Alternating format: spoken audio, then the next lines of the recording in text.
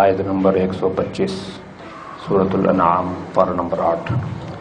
اعوذ باللہ من الشیطان الرجیم، بسم اللہ الرحمن الرحیم۔ فمن يرد الله ان يهديه يشرح صدره للإسلام ومن يرد ان يضله يجعل صدره ضيقا حرجا كأنما يصعد في السماء كذلك يجعل الله الرجس على الذين لا يؤمنون۔ صدق اللہ العظیم۔ اللہ سبحانہ و تعالی نے جنت بھی بنائی، جہنم بھی بنائی، اور یہ بھی فیصلہ کیا کہ دونوں میں مخلوقات کو ڈالنا ہے۔ اب یہ کیسے پتہ لگے کہ میں اپنے بارے میں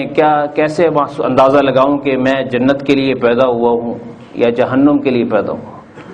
اس کے لیے قرآن مجید میں علامت ذکر کی گئی کہ اللہ سبحانہ و تعالیٰ نے جن کو جنت کے لیے بنایا ہے ان کی کچھ علامات ہے دنیا۔ الفاظ میں آیت میں آتا ہے کہ اللہ تعالیٰ جس بندے کو ہدایت دینا چاہتا ہے جنت کی طرف، اپنے راستے کی طرف، تو اس کی کھلی علامت یہ ہے کہ اسلام کو وہ کھلے دل سے قبول کر لیتا ہے، یعنی اس کو اسلام کا ہر حکم اس کی عقل میں بھی آتا ہے، اس کی سمجھ میں بھی آتا ہے، اسے اس پر اعتراض نہیں ہوتا۔ اور جس شخص کو اسلام پر، احکام پر، پردے پر، سود پر، اپنے حلال حرام کے مسائل پر اختلافات ہوتے ہیں، وہ کہتے ہیں یار میں نہیں مانتا، یہ کیا اتنی پابندیاں ہیں، کمانا چاہیے جہاں سے مرضی آئے، تو یہ علامت ہوتی ہے کہ اللہ تعالیٰ اس بندے سے خوش نہیں۔ تو اللہ تعالیٰ جس سے خوش ہوتا ہے تو اسلام کے لیے اس کے دل میں موافقت پیدا کر دیتا ہے، اسلام کے لیے اس کا سینہ کھل جاتا ہے، کوئی حکم بھی اسے بوجھل نہیں لگتا۔ غلطی ہو سکتی ہے، کسی وقت کوتاہی ہو گئی، لیکن پھر بھی کہتا نہیں یار مجھے عمل کرنا ہے، میرے اللہ نے جو کہا حق کا، سچ کا۔ اس کے برخلاف جس نے جہنم میں جانا ہوتا ہے وہ بے باک ہو جاتا ہے، وہ کہتا ہے یار میں نہیں مانتا کہ سود کے بغیر جو ہے سود حرام ہونا چاہیے، یہ تو ایک کاروباری شکل ہے، کیا ہوا، انٹرسٹ کی ایک شکل ہے، جیسے ویسے کرائے پہ چیز دیتے ہیں تو جائز ہے، سود پہ بھی جائز ہونا چاہیے، مکان کرائے پہ دینا جائز ہے تو رقم کو کرائے پہ دینا کیوں نہیں جائز؟ تو اس طرح کی لاجک اور اعتراضات کرتا ہے، یہ علامت ہوتی ہے کہ اب یہ بندہ، اس کا دل اللہ نے تنگ کر دیا۔ اس لیے فرمایا فمن یرید اللہ ان یہدیہ یشرح صدرہ للاسلام، جسے اللہ چاہتا ہے کہ ہدایت دے تو اللہ تعالیٰ اس کے سینے کو اسلام کے قبول کرنے کے لیے، اسلام کے احکام کو قبول کرنے کے لیے کھول دیتا ہے،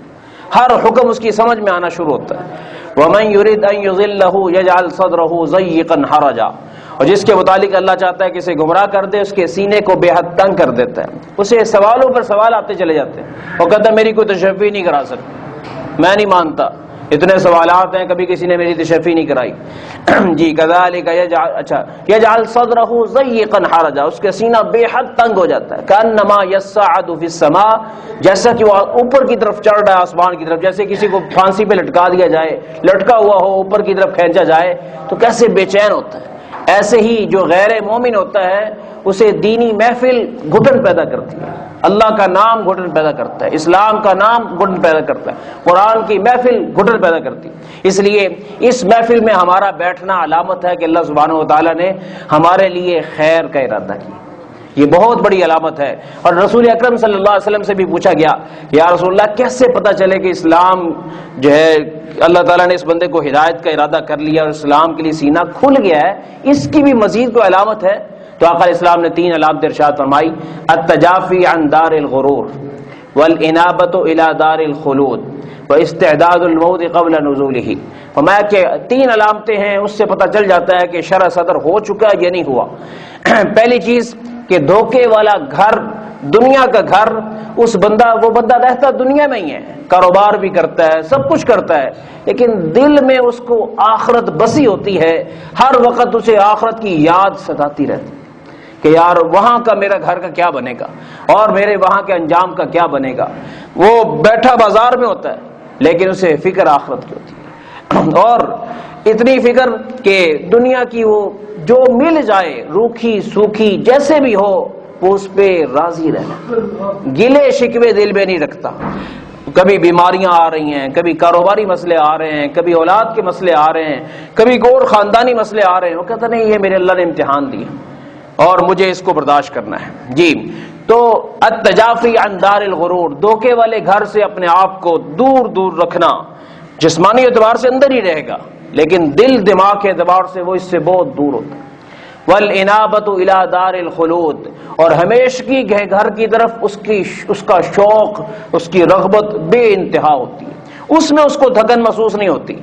دنیا کا کام زیادہ ہو جائے تو اسے اکتاہٹ سی ہونے لگتی، وہ دنیا کی محفل میں زیادہ دیر نہیں ٹک سکتا، لیکن دینی محفل اس کے لیے ایسے جیسے مچھلی پانی میں ہوتی۔ اور تیسری چیز واستعداد الموت قبل نزولی، موت کی تیاری ہر وقت اس کو رہتی ہے، ابھی آئی نہیں موت لیکن موت کی فکر نے اس کو پہلے سے ہی تمام اعتبار سے تیار کر رکھا ہوتا ہے۔ نبی علیہ الصلوۃ والسلام کا اپنا سرہانہ صحابی نے دیکھا، کھجور کے پتوں سے بھرا ہوا ہے جی، اور چادر ہے ہی نہیں، بغیر چادر کے لیٹے ہوئے، تو صحابی کا دل پسیج گیا کہ یا رسول اللہ آپ کے لیے اعلیٰ بستر بنوا دے، کوئی مسئلہ نہیں ہے۔ فرمایا مالے وللدنیا، اور تمہارے محمد کو دنیا سے کیا پیار، انما انا والدنیا کا راکب، فرمایا کہ میں اپنی ٹوٹل زندگی اس طرح گزارنا چاہتا ہوں جیسے کوئی مسافر حالت سفر میں سخت دھوپ میں تھوڑی دیر سستانے کے لیے کسی سایہ دار درخت کے نیچے بیٹھ جاتا ہے اور انتظار کرتا ہے کہ تھوڑی سی دھوپ آگے ہو، میں اپنے سفر کو جاری رکھ سکوں۔ تو فرمایا میں پوری 63 سالہ زندگی جتنی اللہ نے مجھے دی زندگی، میں اس ایسی گزارنا چاہتا ہوں کہ میرا اللہ کہے کہ یہ مسافروں کی طرح جی کہہ رہا ہے، اور ہم ہیں چیک کرتے رہتے ہیں ہماری چھت کا کیا حال ہے۔ ایک امہات المومنین میں سے ایک اپنی دیوار ٹھیک کر رہی، تو آپ علیہ السلام نے فرمایا کہ لگتا ہے دل یہیں لگا لی، حالانکہ دیوار ٹیڑھی تھی، گر رہی تھی، کرنے میں کوئی حرج نہیں تھا اور جائز بھی ہے، شریعت کا یہ حکم نہیں ہے کہ آپ دیواریں سیدھی نہ کریں، گھر صحیح نہ کریں، لیکن دل دنیا کو نہ دیں۔ ہم ہر وقت میں جو سالانہ پینٹ کراتے ہیں نا، یہ اسراف ہے۔ ہاں ٹھیک ہے کبھی ہو گیا، لیکن وہی رقم بندہ کسی اچھے اور کام میں لگا دے جی، تو ہر وقت میں ٹیپ ٹاپ میں نہیں لگے رہنا چاہیے۔ دنیا تو کبھی خوش ہوتی نہیں ہے، وہ تو آ کر کوئی نہ کوئی کیڑا نکال ہی دے گی کہ یہ کیا کیا۔ تو التجافی عن دار الغرور والانابۃ الی دار الخلود، ہمیشگی کے گھر کی طرف رغبت۔ صدیق اکبر رضی اللہ تعالیٰ عنہ کا واقعہ آپ نے سنا ہوا ہے، گھر میں پوچھا کہ میٹھا کھانے کو دل چاہتا ہے، کافی عرصے سے نہیں کھایا، کہا جی ہو جائے گا۔ 15 دن 2 ہفتے 3 ہفتے کے بعد اتنی رقم بچی کہ 1 پلیٹ شیرینی تیار ہوئی۔ صدیق اکبر کہنے لگے بس یہی میں چاہ رہا تھا کسی طرح مجھے پتہ چل جائے کہ گھر میں اتنی رقم زائد ہے کہ جس کے بغیر گزارا ہو سکتا ہے، تو آج کے بعد میں اپنی تنخواہ اتنی کم کر رہا ہوں جس سے آپ 20 دن کے بعد بھی میٹھا بنا سکتے ہیں۔ یہ میٹھا ہماری ضرورت نہیں ہے، ہم نے جنت میں جا کے اپنا منہ میٹھا کرنا ہے۔ تو اس لیے اے گھر والی تو بھی خوش ہو جا، میں بھی خوش ہوں، ہماری وہ جنت بنی ہوئی ہے، اس کو ہم اللہ تعالیٰ کے نام پر لگا دیتے ہیں۔ تو زندگی میں میٹھا نہیں کھایا۔ حضرت عمر رضی اللہ عنہ گوشت خور تھے شاید یہ اسلام سے پہلے، لیکن اسلام قبول کیا گوشت ہی چھوڑ دی، کہنے لگے نہیں اللہ تعالیٰ نے آگے بڑے گوشت رکھے ہوئے ہیں وہاں جا کے کھا لیں گے۔ ہاں جی، حضرت علی کرم اللہ وجہہ جنگل میں بیٹھے ہوئے ہیں بیابان میں، اور مسافر گزرتا ہے، کہنے لگا کوئی کھانا پینا،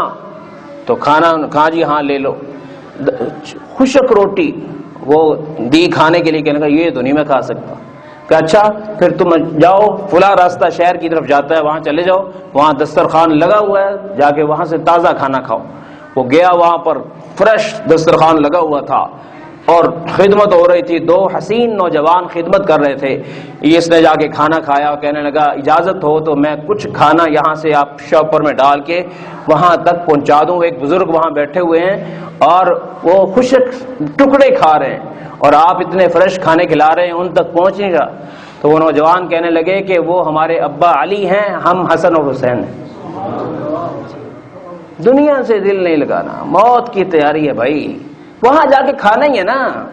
یہ تھوڑی کہ وہاں جا کے بند ہو جائے گا، وہاں کھانا ہے۔ ہم ہر وقت غمگین رہتے ہیں یار اس سردی کے موسم میں یہ نہیں کھایا وہ نہیں کھایا۔ مل جائے شکر ادا کریں، جو ملا ہوا اس کا ناشکری نہ کریں، لیکن جو نہیں ملا اس کی غم میں نہ رہا کریں، یہ کیا ہے وہ کیا ہے، ہر وقت موت کی تیاری۔ حسین عثمان غنی رضی اللہ تعالیٰ عنہ اکثر قبرستان جاتے تھے اور قبر کے پاس بیٹھ کر زاروں زار روتے تھے، داڑھی گیلی ہو جاتی تھی۔ کسی نے کہا عثمان غنی آپ کیوں اتنا روتے؟ اچھا عثمان وہ ہیں کہ آپ علیہ السلام نے فرمایا کہ مال عثمان اللہ یعمل بعد، لوگوں میں سچا نبی سچی زبان سے کہہ رہا ہوں، میرا عثمان آج کے بعد کوئی نیکی نہ کرے اس کی جنت پکی ہو گئی۔ یہ وہ عثمان یہ کہہ رہے جی تیاری کوئی نہیں ہوئی، تیاری کوئی نہیں ہو رہی، سمجھ نہیں آ رہی تیاری کیسے ہو، اور ہم ہیں کہ دکان دکان دکان، کاروبار کاروبار کاروبار۔ اس لیے محنت کریں، ایک لمٹ میں محنت کریں، لیکن رات کو سوتے ہوئے بھی اسی غم میں سونا،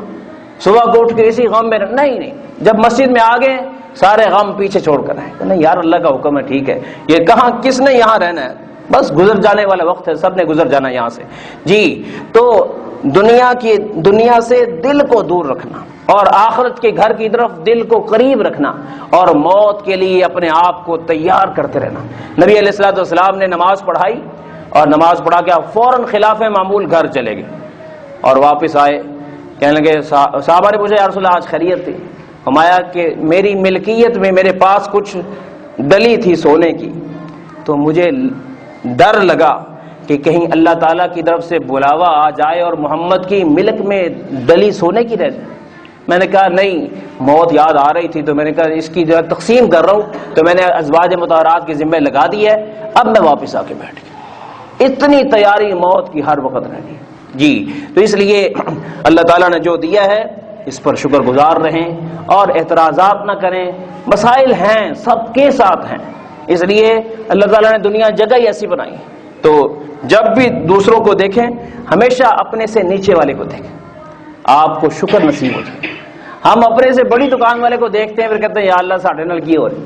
ہمارا ہمسایہ جو ہم سے زیادہ جس کا چل رہا ہوتا ہے سلسلہ، ہم اسی کو ہر وقت فوکس کرتے ہیں، یہ نہیں دیکھتے کہ ہم سے نیچے بھی کوئی بیٹھا ہوا ہے، جس کے پاس دکان ہی نہیں ہے، جس کے پاس جگہ ہی بیٹھنے کے لیے وہ کیسے بیٹھا ہوا ہے، لیکن نہیں، یہ سوچ نہیں۔ تو اس لیے سوچ کو بہتر پوزیٹو بنائیں اور شکر ادا کرنے والے ہم بنیں، تو پھر کیا ہوگا، اسلام کے لیے سینہ کھل جائے گا، پھر احکام بھی آسان، پھر نماز بھی آسان، پھر نظر کی حفاظت بھی آسان، پھر سودی معاملات سے بچنا بھی آسان، پھر اپنے آپ کو اللہ تعالیٰ کا فرما بردار بنانا بھی آسان۔ اور اگر ایسا نہیں ہوگا تو پھر کیا ہے، گھٹن آ جائے گی، پھر عجیب ہوگا یار ابھی زور پڑ کے گئے تھے ابھی اثر ہو گئی، یار سردی ہے نا آج کل، ابھی زور پڑی ابھی اثر ہوگی، یار ابھی اثر پڑ کے جائیں گے پھر مغرب ہو جائے گی۔ او بھائی یہ تو آپ کی روح کی کھانے ہیں، روح کی غذا ہے، ہاں جی۔ جب بندے کو بار بار کھانے کے لیے بلایا جائے تو کہتا ہے یار میری عزت ہو رہی، ماشاءاللہ انہیں میں چاہ پی کے آئے پھر بلا لیتے انہوں نے جی۔ اللہ سبحانہ و تعالیٰ نے یہ دنیا میں جو 5 نمازیں رکھی ہیں یہ اس لیے رکھی ہیں کہ بندے جو تیری کوتاہیاں ہو رہی ہیں، میں پچھلی کوتاہیوں پر معافی کا قلم پھیرنا چاہتا ہوں، آجا دوبارہ آجا۔ تو ہم مغرب میں آئیں گے دوبارہ معافی کا قلم پھرے گا، عشاء میں دوبارہ پھرے گا۔ بھائی گناہ ہمارے اتنے ڈھیر سارے ہیں، جتنی حاضریاں بھی ہو جائے تھوڑی ہیں، اس لیے غم نہیں لگانا، پریشان نہیں ہونا۔ کذالک یجعل اللہ الرجس علی الذین لا یؤمنون، فرمایا جس کے اندر گھٹن آ گئی تو یہ وہ خوش قسمتی نہیں، وہ بد قسمتی ہے۔ اللہ تعالیٰ ایمان نہ لانے والوں پر پھٹکار ڈال دیتا ہے، پھر انہیں ایمان نہیں ملتا، ورنہ جسے ایمان مل جائے اسے تو احکام اور قرآن اور دین اور یہ چیزیں اس کے لیے بڑی نعمت بن جاتی۔ اللہ سبحانہ و تعالیٰ ہمیں ان نعمتوں کی قدردانی کی توفیق عطا فرمائے۔ وآخر دعوانا الحمدللہ رب العالمین۔